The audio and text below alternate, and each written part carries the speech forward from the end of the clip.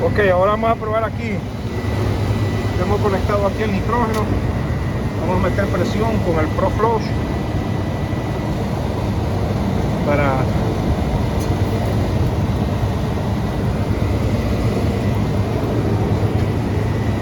mira, está botando por aquí.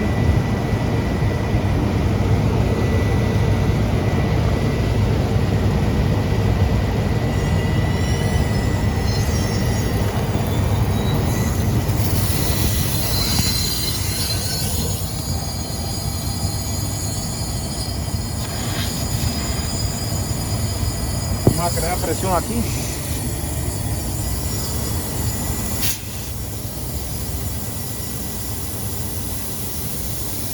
Para que salga todo. Ustedes miran cómo sale toda esa suciedad.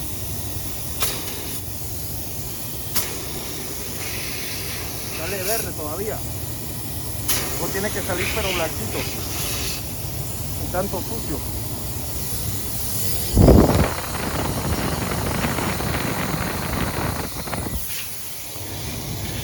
Miren cómo sale la porquería esa. Miren.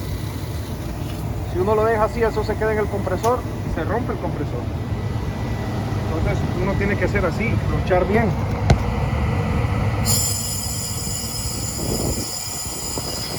¿No?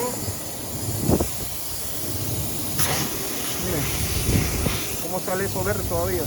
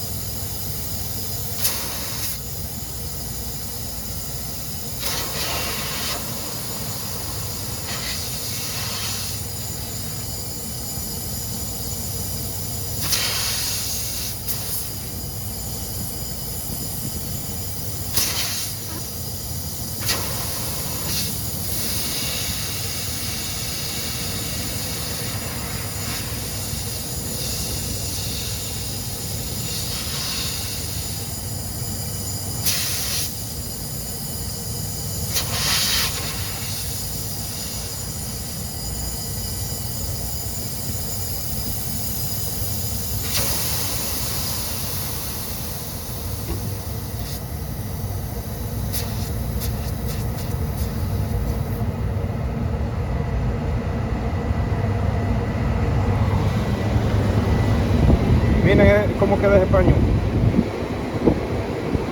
Si uno deja todo eso ahí, daña el compresor.